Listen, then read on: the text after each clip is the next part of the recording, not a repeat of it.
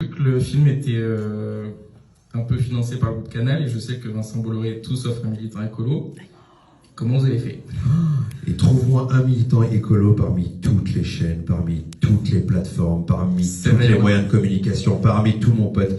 Ne rentre pas dans ce débat-là, tu veux que je te dise pourquoi? Parce que ce serait du temps perdu. L'Apple que tu as dans la poche, est-ce que franchement, est-ce qu'écologiquement il fait il assure? Est-ce que tout ce que tu fais, les voitures que tu achètes, ne rentrons pas dans ce débat-là qui est stérile, mon pote?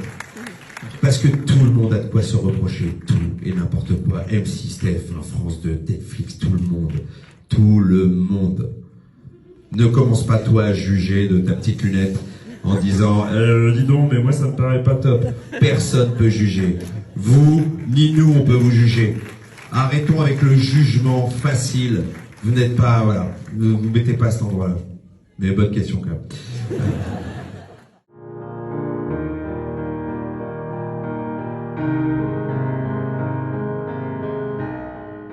Monsieur, vous critiquez, mais enfin, comment vous rendez votre critique performative à un moment? Ah mais ça c'est pas moi qui l'appartient. Vous allez à la Poste, vous allez chez Wiv. Ah mais non. Mais bien sûr je vais à la Poste. Parce que et si j'avais des enfants, si ça se trouve, je les enverrais dans l'enseignement privé. Je peux même pas l'exclure. Et vous savez pourquoi? Et je ne trie pas mes déchets et des fois mes robinets ont la goutte au nez. Et je vais vous dire pourquoi. Cette question-là c'est vraiment, pardonnez-moi de vous le dire comme ça, mais c'est une question qui est une expression quasiment pure et parfaite de la métaphysique néolibérale, c'est-à-dire qui fait peser sur les individus séparément la charge de changer le système. Les individus jouent le jeu dans le système comme il est. Et moi, pour envoyer du courrier, j'ai besoin de la Poste. Et même si la Poste se comporte de manière ignominieuse, je dois en passer par la Poste, si vous voulez. Et donc, en fait, par exemple, attendez, j'ai de la marque partout sur mes freins, sur les fesses. Hein. Ça, c'est Zara, ça, c'est Gap, etc.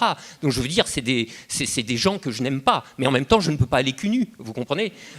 Donc, si je voulais être conséquent, je veux dire, même si j'avais des fringues achetées au marché ou je ne sais pas quoi qui m'auraient coûté 2,50 €, ça n'empurerait pas moins la transpiration d'un ouvrier exploité quelque part au Bangladesh, etc. Donc les individus sont plongés dans les structures de l'économie capitaliste. Il ne faut pas leur demander séparément de les vaincre à eux seuls par la force de leur petit comportement individuel. On peut trier les déchets tant qu'on veut, je veux vous dire, pendant que la Chine rentre dans la mondialisation charbonnière, vous voyez ça d'ici, ou fermez vos robinets, ça, je veux dire, ça fait faire à Veolia l'économie de l'entretien de son réseau, quoi. Donc vous voyez, c'est des trucs qui se jouent à des niveaux extrêmement élevés, là où on configure les grandes structures, celle de la concurrence, celle de la financiarisation, etc., etc. Et moi, je pense que les libéraux sont des grands marxistes à l'état pratique. Mais justement, on voit bien votre vision marxiste. Enfin, on n'est qu'un homme face à l'histoire, on ne peut rien. Très bien. Mais vous, en tant que groupe, d'économistes atterrés, comment vous faites porter votre critique? C'est pas qu'on peut rien, c'est qu'on... Vous n'êtes pas emporté par les forces historiques. Oui, mais bien sûr que si, comme tout le monde. Mais vous vous révoltez contre. Ah mais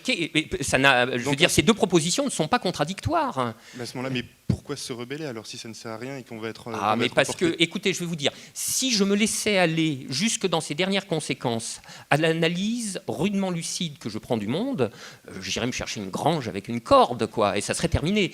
Mais heureusement, comme Spinoza l'a dit, la connaissance vraie du bien et du mal ne saurait réprimer aucun affect en tant qu'elle est une connaissance vraie. Et donc, je suis plus en colère que je ne suis rationnellement lucide. Alias, il n'est pas nécessaire d'espérer pour entreprendre et patati et patahouette. Vous voyez, c'est ce genre de trucs qui nous meuvent.